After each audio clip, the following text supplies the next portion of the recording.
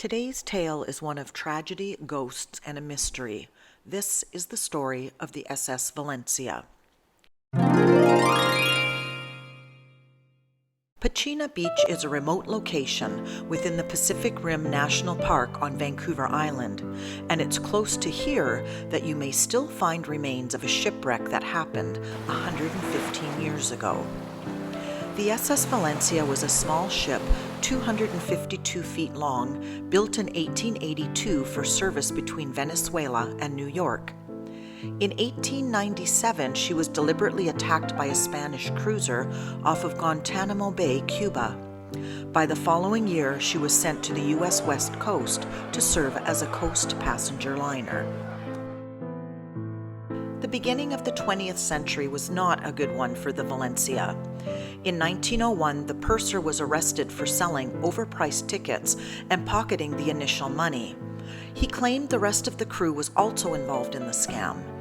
At the same time, the ship was discovered to be carrying more passengers than the permit allowed, and the ship's owners were fined. 1902 saw the Valencia collide with a steamer called the Georgia in Elliott Bay near Seattle, and one of the hulls was punctured above the waterline. The ship ran aground while entering the harbor at St. Michael, Alaska in October of 1905. She was carrying 500 tons of cargo and had to jettison 75 tons in order to get free with the help of a tugboat. Then came the fateful day of January 20th, 1906. The SS Valencia set off from San Francisco to Seattle with 108 passengers and 56 crew members. This was not her normal route.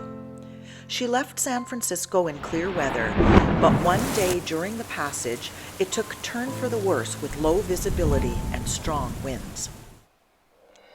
The crew was not able to make out celestial observations and had to rely on sight and calculations to determine their position. Captain Oscar Johnson knew that if he followed an established course, he should reach Cape Flattery on the northwestern tip of Washington state. With no sight of land, the Valencia missed the entrance to the Strait of Juan de Fuca and eventually crashed onto a reef off the southwest corner of Vancouver Island. The ship was lodged on a reef and trapped between sheer rock cliffs and pounding breakers. They had landed in the deadly graveyard of the Pacific. The impact tore a huge hole into the hull, and water began to pour in. Panic set in, and the lifeboats were lowered, but sadly, 3 of the boats flipped over during the lowering, and 2 capsized in the water. Over the next 36 hours, overland rescuers watched as terrified people huddled on the hurricane deck or clung to the rigging as huge waves slowly broke the ship apart. Chief Freight Clerk Frank Lane, who was one of the few survivors, recounted. Screams of women and children mingled in an awful chorus with the shrieking of the wind, the dash of rain, and the roar of the breakers. As the passengers rushed on deck, they were carried away in bunches by the huge waves that seemed as high as the ship's mastheads. The ship began to break up almost at once, and the women and children were lashed to the rigging above the reach of the sea.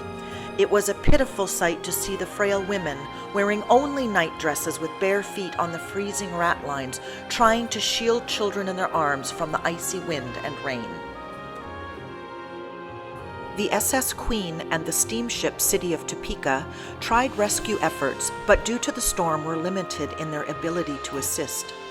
The City of Topeka did manage to bring 18 men in a lifeboat aboard, and a second lifeboat with 4 survivors made it to shore. In the end, a huge wave swept the remaining passengers and crew into the sea. And during all of this, the ship reportedly was only 50 to 100 meters from shore. In the official count, only 37 men survived. All the women and children perished.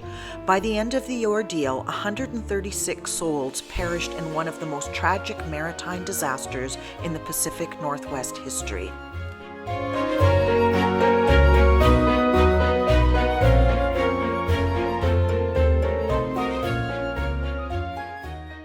Almost immediately, the ghostly sightings began.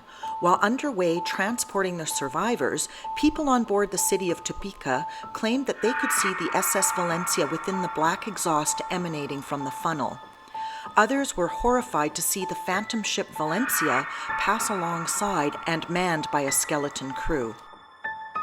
In 1910, the Seattle Times reported that a ghost ship resembling the Valencia was observed by sailors near Pacheco Point. The sailors watched as waves crashed over the ship and human figures held on to the ship's rigging. These apparitions were reported for years after the disaster. There are accounts of either a group of First Nations peoples or fishermen discovering a cave which held a lifeboat with 8 skeletons. Search parties were unable to locate the cave or boat. Mysteriously, in 1933, a full 27 years after the shipwreck, lifeboat number 5 was found floating in Barkley Sound.